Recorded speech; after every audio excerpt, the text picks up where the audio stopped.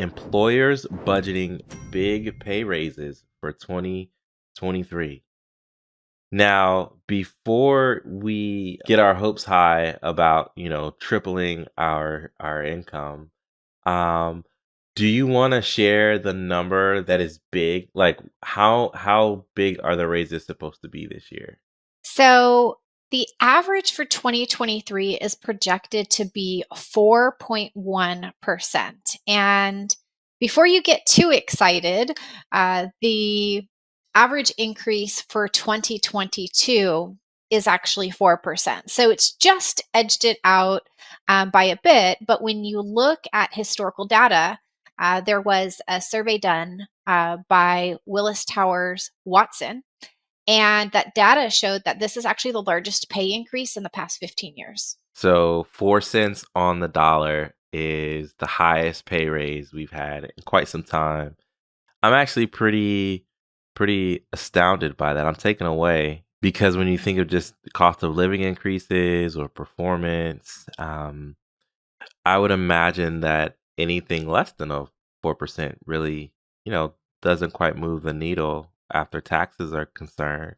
But let's dive more into this because it's eye-opening to me, and I think it's important for our community to listen to because if we know that raises are top of mind for folks this year, you need to make it a part of your executive strategy as far as giving folks raises this year. So, what else does the article share? Well, it does talk about 64% of companies budgeting for higher pay raises than last year. And an interesting fact to talk about what you were just mentioning are companies building out their strategy. In this case, 41% of companies surveyed actually increased their budget since their original strategy and those projections that were made just earlier this year. So let's talk about maybe some of the reasons why those projections are being increased. I think the two things that are top of mind, and everyone's talking about it. The first being this, incredible war for talent that we're in, where we've seen a lot of individuals leave employers with the Great Resignation, and so I think that's informed that initial assessment of, hey, let's bump up our raise, and let's throw money at the problem. Although money isn't always the answer, it is something that can help.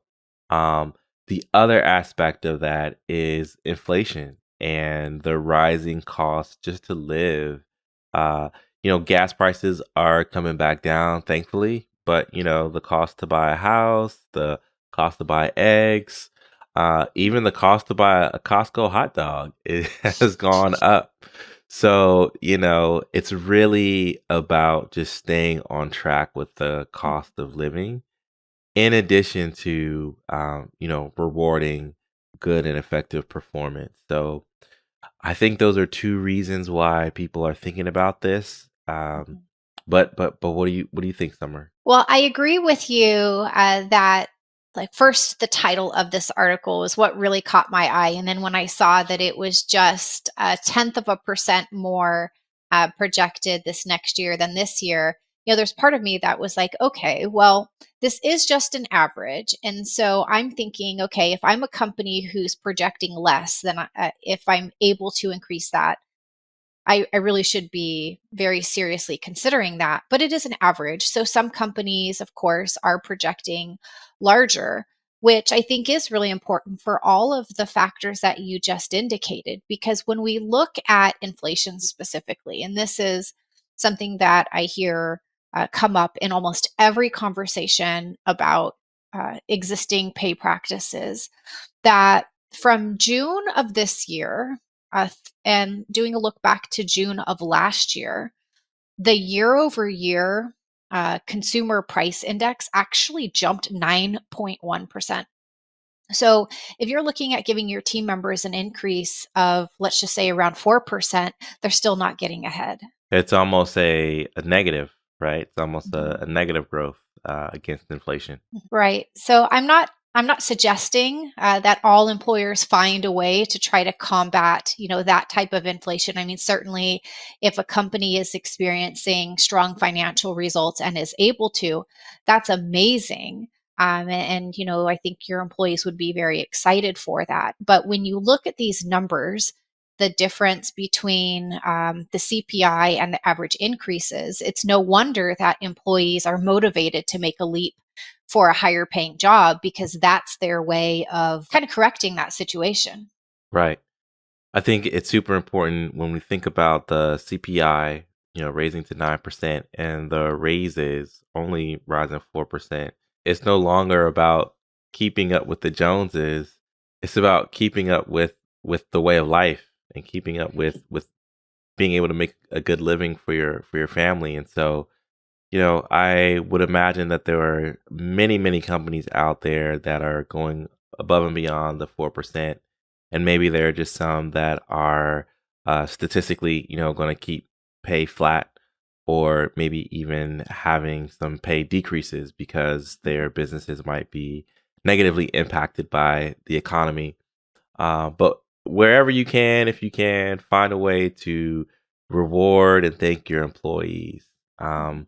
Another thing that I saw in the article that I wanted to call out because the whole thing was about money, but they slid something in at the tail end that said in that survey, 69% of respondents have increased workplace flexibility.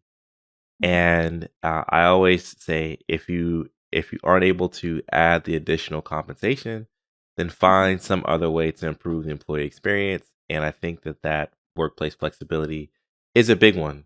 You're so right. And I think that's a great teaser for our listeners that haven't followed all of our episodes to scroll a few back and take a look at where we talk about some of the benefits that are low cost or no cost that companies can offer, and also how to develop paid time off policies and flexible work arrangements. I agree. I agree. We've done quite a bit of episodes on workplace culture and on the benefits piece. This topic here is always tough. Mhm. So Summer, if we could probably put our small business manager hat on, which we wear every day as managers in our business, you Mhm. know, what do you think are some of the things that might prohibit a manager or an organization from offering raises at this 4.1% or better? Mhm. Well, I can't ignore the fact, Joey, that the talk of recession has a lot of companies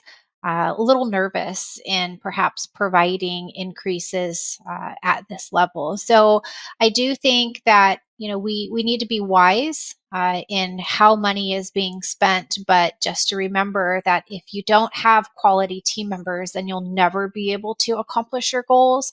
So to really weigh those decisions carefully, and if it really comes down to cutting costs, then I suggest looking at other ways to do it because when if the economy turns down, it's going to turn back up, and you definitely want to retain your top team members to stay with you through that time. Absolutely. And there's always the employee morale factor that you have to pay attention to when you're altering salary one way or another. Um, another thing too, I think about as a small business manager, you and I, Summer, we're in this world all the time, but maybe there are managers out there or business owners out there who don't even know what a fair pay increase is or how to go about it or where to find that information. And so that's one of the benefits of working with a team like us because we have that information and strategy and tactics for you, but ignorance isn't bliss in this regard because it could really do a disservice to your team if you aren't equipped to have the conversations about pay and about what would be a potentially fair increase for just annual increases or performance-based increases. You're so right. And we didn't even touch on that topic, but I feel like, I always say, oh my gosh, that could be another episode. And in this case, that's definitely true, because we've spent time during today's show talking about what the average predicted increases are, but we haven't even touched on the fact that that is also anticipating that most of the companies that were surveyed were, accounting for having a baseline of like appropriate market rates for their salaries to begin with. Yeah. Yeah, I agree. Let's think a little bit about maybe some action steps that companies can take if they want to identify what would be a fair pay raise and some best practices in communicating um, pay raises or pay increases. Sure thing. So, you want to go ahead and start us off? Yeah, I will. So, first thing I would do is you want to take a look at all of your job duties. You want to look at your job descriptions rather, and match them up to. I like to go to ONET. Sometimes you can check out sites like payscale.com or Glassdoor or whatever the case may be to get your hand on information of, well, what are the market rates for these positions that we hire for. And I know that things can get complicated because you may have a marketing manager that's also doing your finance, or you may have a recruiter that's also, doing something else in the business. But try to get an apples to apples comparison with your team about what it is they do and what that value is in the market. And so I listed some of the sites you can check out. The next thing that I would recommend is establishing a process for how to talk about raises and when to talk about raises. Is that every year at the end of the year? Is it every year annually on a person's work anniversary? Do you have, spot bonuses or spot increases? And what I mean by spot is like on the spot or whenever you feel like doing it. So figure out your pay strategy, and then the next thing that I would do is, work with HR or a company like us to figure out how to communicate all of this to your team, because you may want to communicate salary increases, but you might also want to communicate total compensation. So how much is your paid time off worth from a dollars and cents perspective? How much are your medical contributions worth for dollars and cents perspective? So that in and of itself too, how to communicate total compensation is a episode or a masterclass in and of itself. But these are the sorts of things that you should be thinking about when you're ready to have those conversations.